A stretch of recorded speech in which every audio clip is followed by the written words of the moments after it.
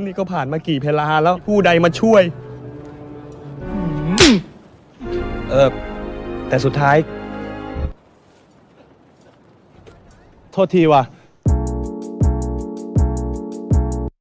Halo guys, apa kabar kalian yang tidurnya nggak ada yang ngucapin have nice dream? Apakah mental masih aman? Tentunya di sini saya selaku wali kota Portugal akan mendongengkan film yang berjudul Pemak. Horor, romantis, dan komedi juga ada tentunya. Film yang dirilis pada tahun 2008 yang diperankan oleh teman-teman saya dulu waktu saya terjun di dunia akting. Dan salah satu mantan saya yang menjadi hantu di cerita ini. Dan bagaimanakah alur cerita selengkapnya? Langsung saja kita simak. Tapi intro dulu.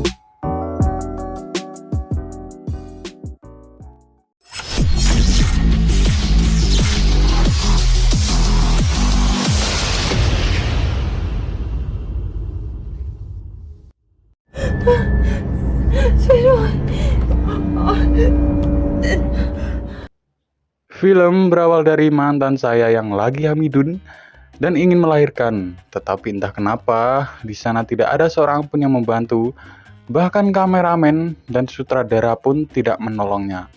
Akhirnya ia terjatuh dan memanggil nama Pemak. นี่ก็ผ่านมากี่เพลาแล้วผู้ใดมาช่วย Kemudian ada 5 sekawan yang lagi berada di medan perang. Mereka sedang terpojok dan berharap ada bantuan yang menjemput mereka. 5 sekawan itu adalah Mak, Ai, Puak, Ter, dan Sin. Mak datang dengan tandu dan mengerang kesakitan. Tapi ternyata dia cuma keseleo, kata tim medis. Puak yang model rambutnya seperti gedung DPR kemudian berusaha membakar semangat kawan-kawannya dalam berperang. Walaupun ngomongnya acak-adul ya. แต่สุดท้าย โทษทีว่ะ Berkat motivasi Puak, akhirnya mereka semua kembali bersemangat. Tapi saat berperang, ternyata mereka sedang terpojok. Terlihat keadaan mereka saat ini sedang babak belur. Mak berkata bahwa kita harus selamat, karena dia berjanji pada istrinya yang sedang hamil untuk segera pulang. Dan di awal film tadi adalah istrinya Mak yang akan melahirkan. Istrinya Mak ini bernama Nak. Dia memanggil-manggil nama Mak saat itu sambil menggendong bayi. Tapi entah kenapa tiba-tiba penduduk desa mengurung diri mereka saat mendengar suaranya Nak. Mak dan teman-temannya sedang ada di atas perahu dalam perjalanan pulang. Mereka bermain kartu remi bareng untuk mengisi waktu. Akhirnya mereka sampai di Prakanong, yaitu desanya Mak.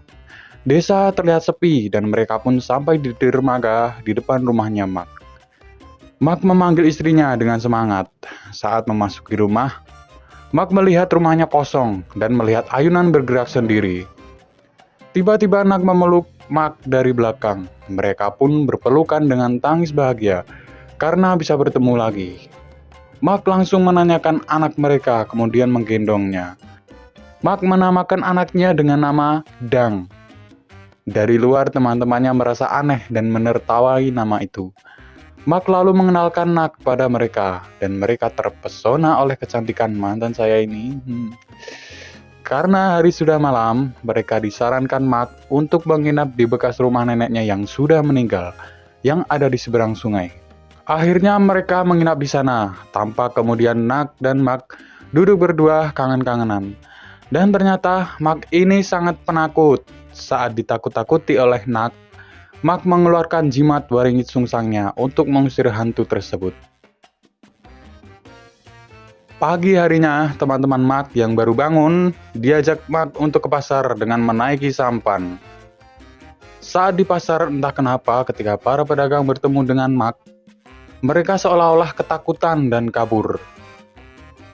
Sampai Mak tiba di sebuah warung Ciu Bekonang. Bibi warung yang bernama Priek sedang teler karena sudah menghabiskan setengah gendul ciu ya. Bibi Priek meracau dan berkata aneh tentang istri Mak hingga akhirnya ditenangkan oleh anaknya yang bernama Ping. Sin merasa ada yang aneh. Saat malam tiba, teman-teman Mak sedang meliteri temasik di pelataran. Saat Sin berkata bahwa Nak adalah hantu, Mereka menertawakannya sambil berkata bahwa Nak terlalu cantik untuk jadi hantu. Tiba-tiba Shin disuruh mereka untuk memanggil Mak di rumahnya. Saat tiba di sana, ia disambut Nak yang berada di depan pintu. Nak berdiri dan menyapa Shin sambil menyuruhnya untuk masuk. Shin menanyakan keberadaan Dang, anak mereka. Tapi kemudian Shin melihat ada darah mengucur dan kemudian dari selangkungnya Nak mengeluarkan janin. Ternyata Shin sedang bermimpi. Namun kemudian ketika ia bangun, malah disuruh beneran sama teman-temannya untuk ke rumah Mak. Dengan terpaksa dan merasa takut, ia pergi ke sana. Ketika menaiki tangga, tangga itu ternyata rapuh sampai Shin terjelungup. Shin melihat rumah Mak sangat-sangat berantakan seperti rumah yang sudah lama tak berpenghuni. Dan melihat ayunan bayi bergerak sendiri.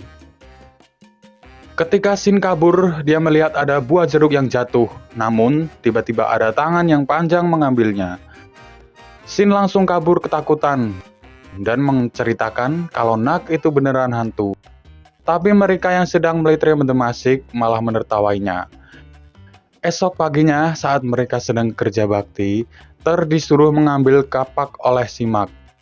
Ter kemudian pergi ke rumah Mak dan melihat rumah Mak tampak berantakan. Ter mulai merasa ngeri karena teringat cerita Shin tadi malam. Ia kemudian melihat Nak ada di dalam rumah. Karena Ter penasaran, ia berjalan mendekati Nak. Ter meyakini satu mitos, jika melihat dengan cara terbalik di antara kakinya, maka orang yang dilihatnya tidak akan terlihat jika orang itu adalah hantu. Ter melakukannya, tapi terlihat baik-baik saja. Sampai Nak menoleh dan Ter merasa malu oleh Nak. Saat Ter kebelet pup, ia akhirnya pup di belakang. Dia melihat ada benda yang berkilau yang ternyata adalah cincin. Ketika dia menyibakan tanah, ternyata cincin itu terpasang di jari manis mayat yang tertimbun tanah.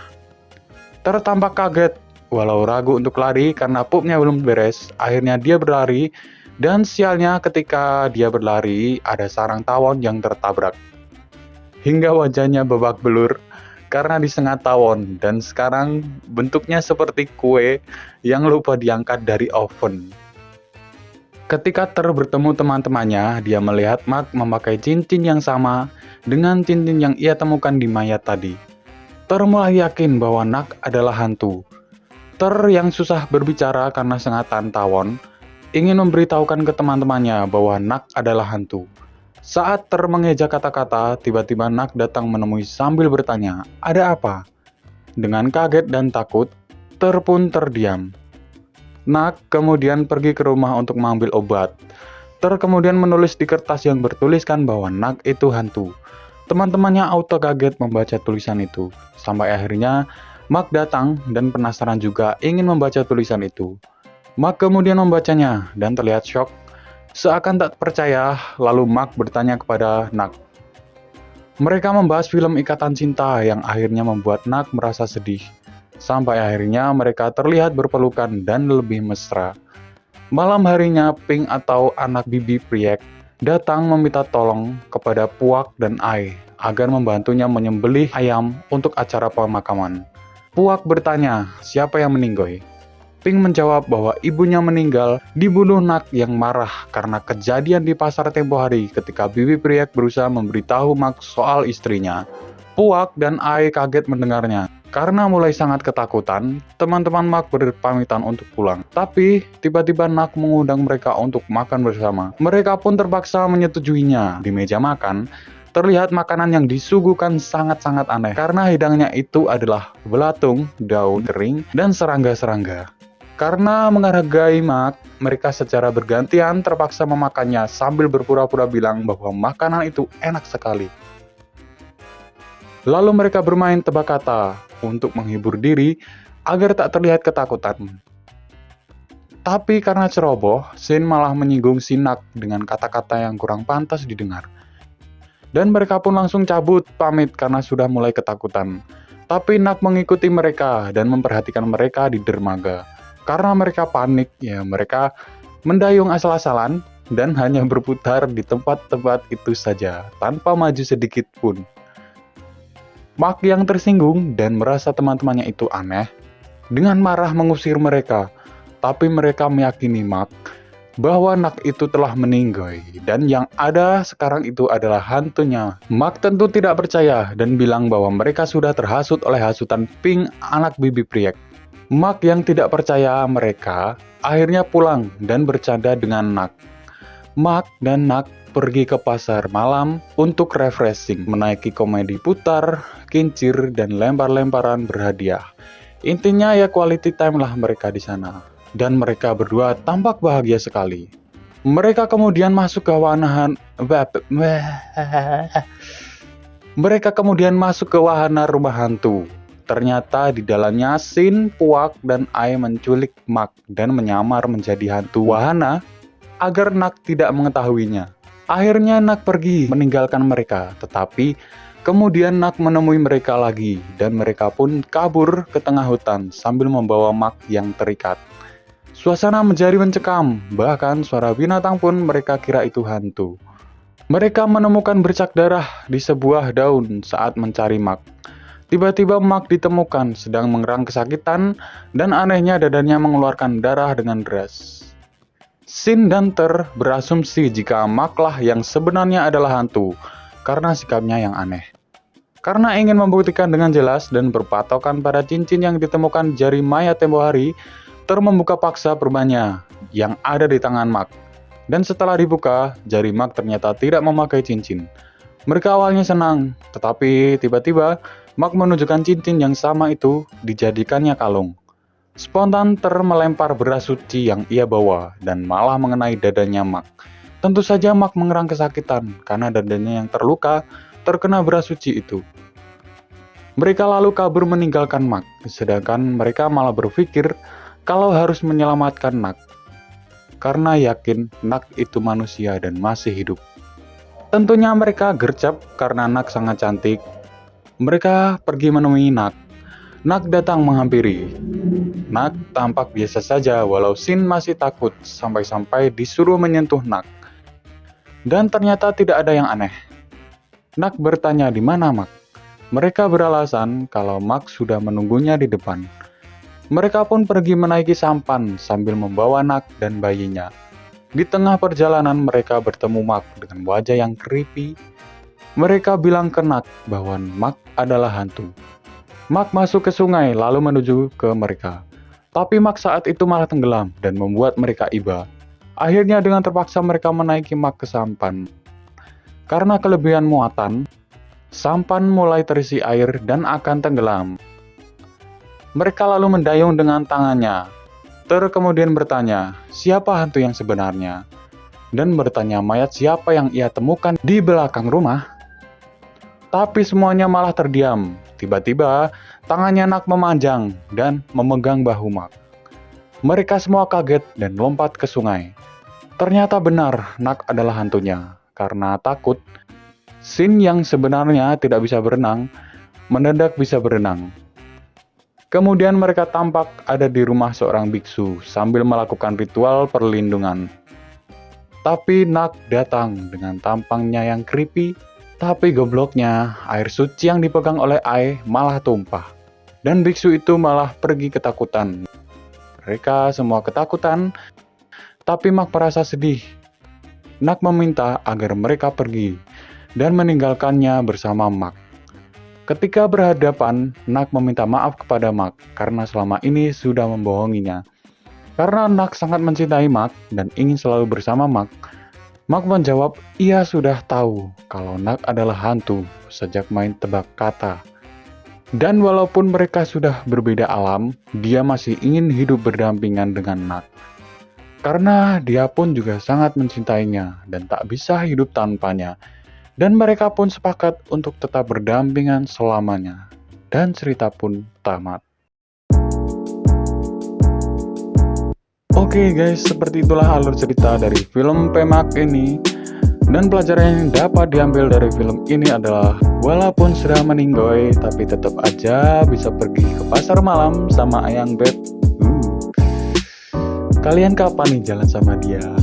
Hantu aja bisa romantis, masa kalian enggak? Ya udahlah ya, nggak usah terlalu dipikirkan. Walaupun saya tahu kalian pasti memikirkannya setiap hari. Sampai di sini saja jangan lupa like video ini kalau kalian suka. Dan share video ini ke teman-teman kalian atau keluarga, tante, Pak D, Mbok D, Pak D, Pak Le, siapapun ya, agar waktu kalian itu terbuang sia-sia. Oke? See you next video dan bye-bye. Jangan lupa subscribe. Oh, let me up with a bright smile on now. Put me in the dark, so won't get lost now. To the moonlight.